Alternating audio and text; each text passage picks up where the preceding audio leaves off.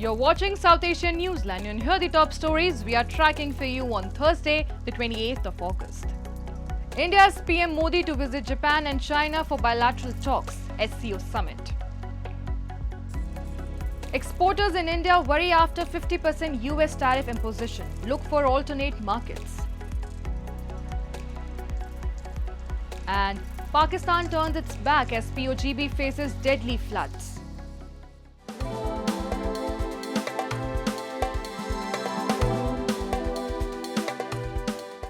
And now for all the details.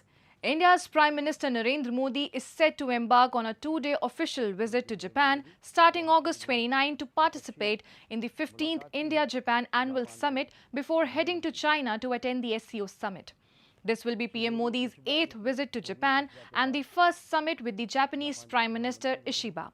During the visit, the two leaders will review the special strategic and global partnership between India and Japan, including defense and security, trade and economy, technology and innovation, and people-to-people exchanges. India's Foreign Secretary Vikram Misri on Tuesday said that India attaches a high value to the Quad group, seen as a counterweight to China in the Indo-Pacific, despite strained ties with fellow member, the United States.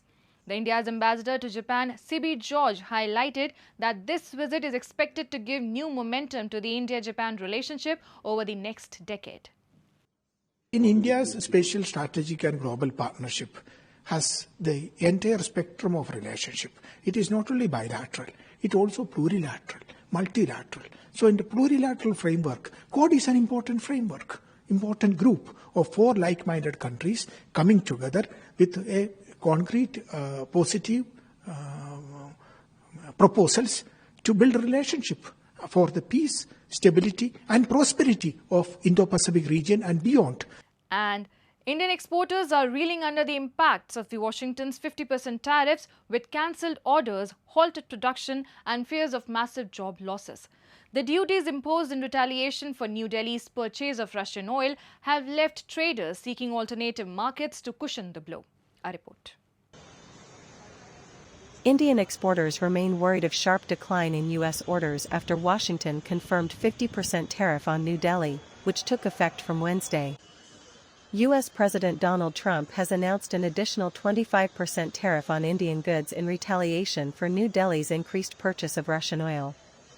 Exporters, who expected relief during the 21-day gap after the August 1 tariffs, now face cancelled U.S. orders and halted production. Indian firms report buyers refusing new shipments under the 50% tariff regime. Indian analysts have called the move unfair targeting and said Washington has offered no justification. The basic problem has been created by unfair targeting of India on account of India buying oil from Russia. So everybody knows that China is the bigger buyer than India. Europe and America both buy so many materials from Russia. And we read that one of the American companies, Standard Oil, they are thinking of buying Russian oil fields.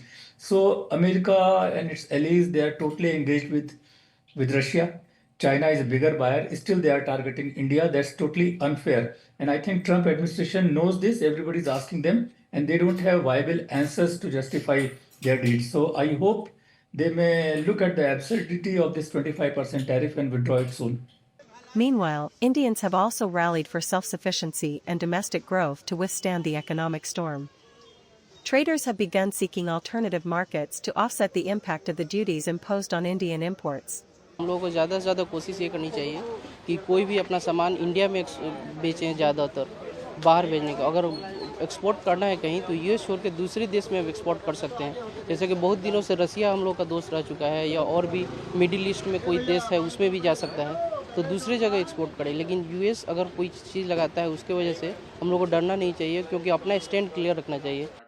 The tariffs risk making Indian garments uncompetitive against Bangladesh and Vietnam, threatening thousands of small exporters and jobs.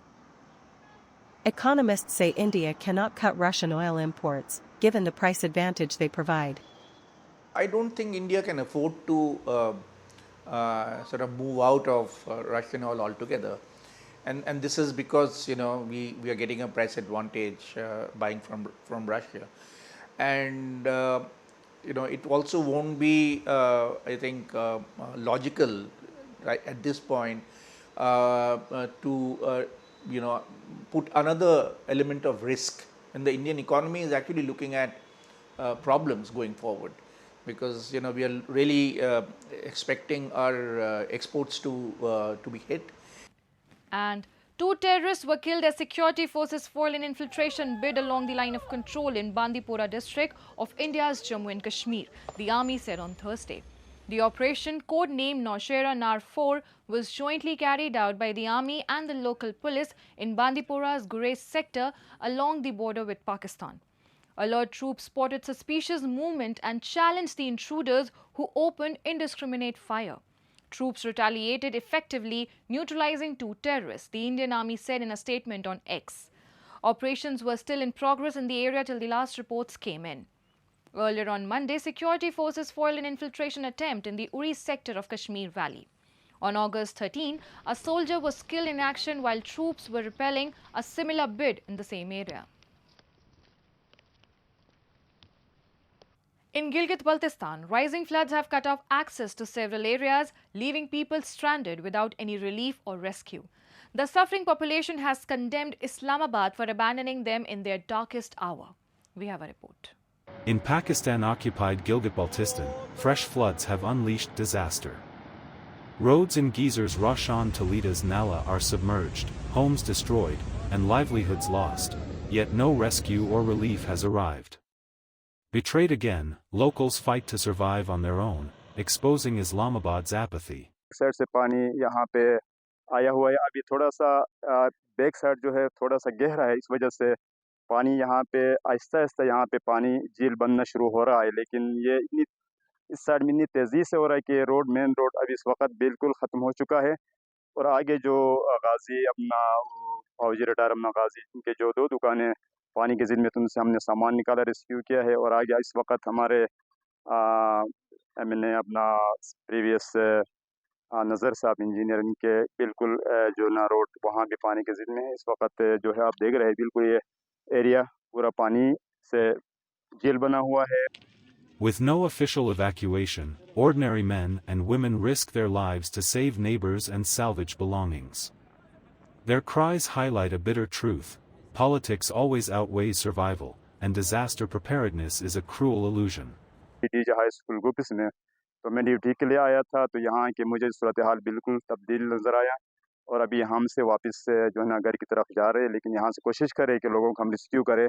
कुछ सामान हमने निकाला है और कुछ घरों को हम कोशिश करें कि उनके सामान थोड़ा ऊपर सेफ साइड कर ले। तो ये सूरत हाल आप देख रहे हैं। Floods have ravaged Panjib, but the greater tragedy is Islamabad's betrayal. Denied rights and representation, the people face raging waters and total abandonment, proof of decades of neglect and failed rule.